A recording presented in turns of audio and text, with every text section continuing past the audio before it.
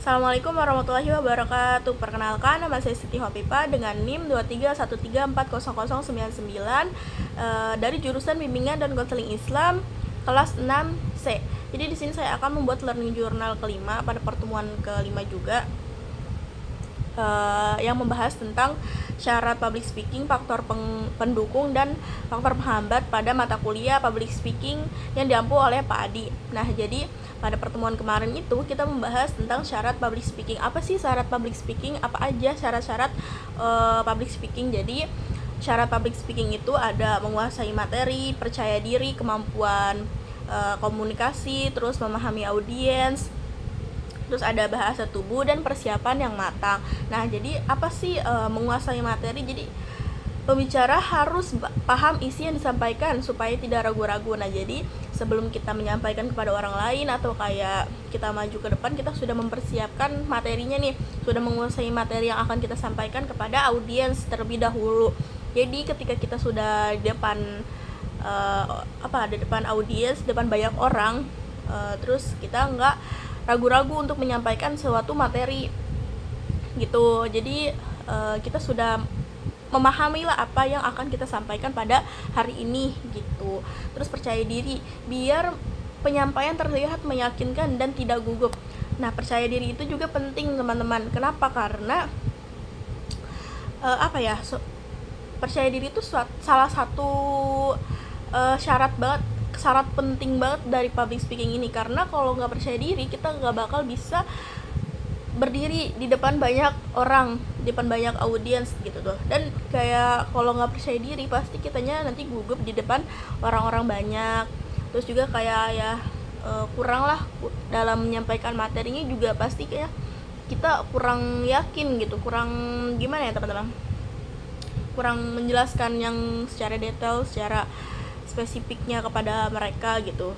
Jadi mereka juga melihat ke kita ya kalau kita kurang percaya diri tuh gimana gitu ya. Terus kemampuan komunikasi supaya pesan bisa jelas dan mudah dipahami. Nah, kemampuan komunikasinya juga harus lancar gitu teman-teman, harus jelas gitu kan.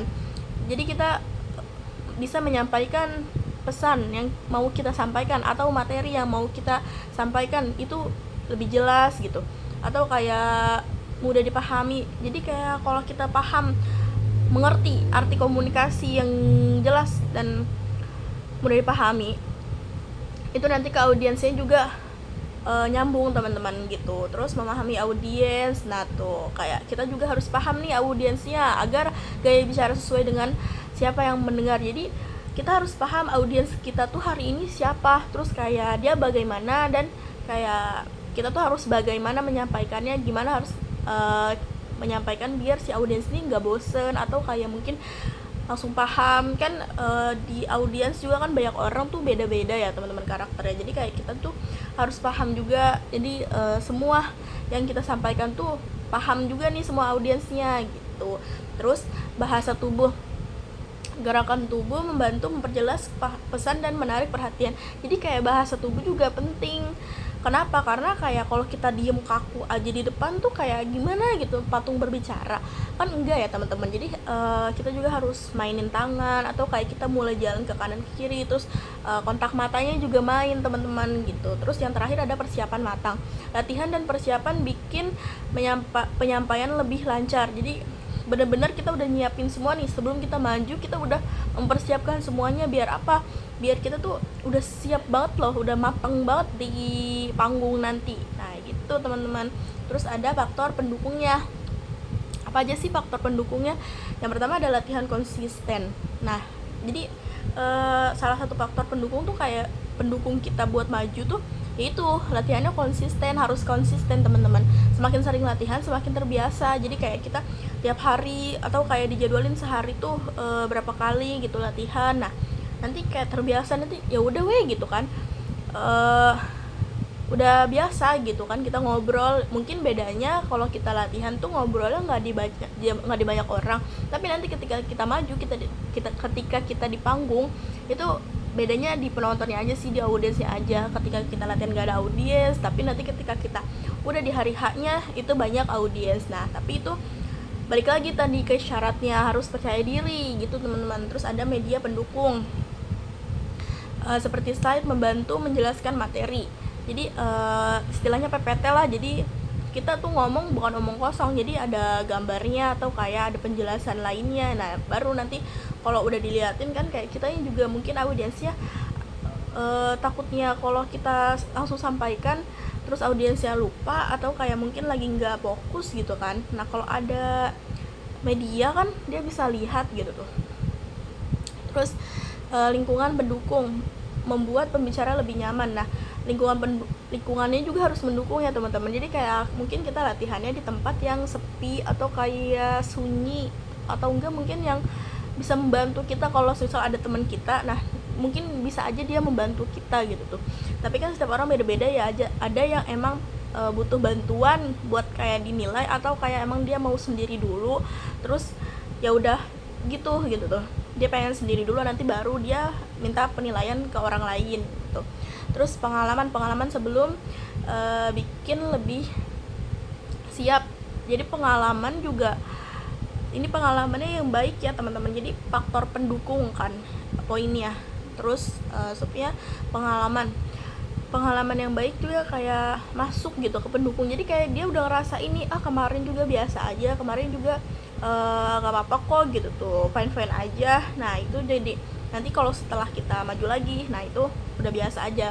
Terus penampilan rapi menambah kesan profesional. Nah jadi selain memperhatikan dari kita sendiri, juga penampilan kita juga harus diliatin gitu teman-teman, diperhatikan gitu tuh.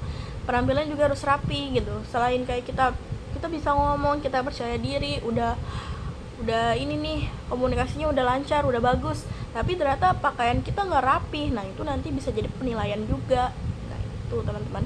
Terus ada faktor penghambat itu ada satu faktor biologis atau genetik, misalnya mudah gugup. Jadi faktor biologis atau genetik itu kayak keturunan, atau mungkin dari dulunya itu dari kecilnya tuh kurang disuruh disuruh maju ke depan gitu. Jadi dia dari kecilnya udah kebiasaan nggak pernah maju, jadi itu.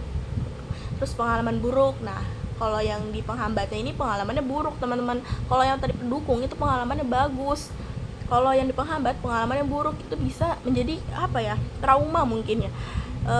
Jadi si kitanya juga, public speakernya juga gak mau lagi maju karena dia udah pernah merasakan pengalaman yang buruk ketika dia lagi menyampaikan materi di depan banyak orang. Terus pengaruh orang lain, karena kayak dia misal ditakut-takutin, atau kayak mungkin orang lainnya tuh ngomong tadi gugup banget ya, atau kayak tadi grogi banget, terus banyak banget tadi orangnya gitu, jadi kayak gugup banget, takut gitu, padahal mah biasa aja. Terus tidak terbiasa, kurang latihan bikin tidak percaya diri. Nah jadi kurang latihan juga bisa bikin tidak percaya diri tuh teman-teman. Jadi dia nggak biasa, dia udah tahu mau maju malah nggak dilatih gitu tuh. Terus tidak menguasai materi, jadi bingung saat mau berbicaranya mau bicara apa, karena dia nggak tahu apa yang akan dia sampaikan, materi apa gitu. Terus tidak kontak mata, matanya juga nggak main gitu teman-teman, matanya di sini aja, atau kayak matanya di bawah ke bawah aja gitu, nunduk aja. Kan itu juga kayak gimana ya, jadi faktor penghambat kita melakukan public speaking gitu. Terus yang terakhir itu takut kritik. Kenapa takut kritik? Karena mungkin di banyak orang atau mungkin sedikit orang gitu tuh itu takut akan kritikan dari orang lain. Kenapa? Karena mungkin mikirnya itu kayak kritikan tuh buat menjatuhkan, padahal kalau emang kita benar-benar mau belajar, kritikan dari orang lain itu evaluasi buat diri kita tuh kedepannya lebih baik gitu tuh teman-teman. Nah, jadi itu mungkin itu saja yang bisa saya sampaikan, kurang lebihnya mohon maaf. Wabillahi taufiq wal hidayah. Wassalamualaikum warahmatullahi wabarakatuh.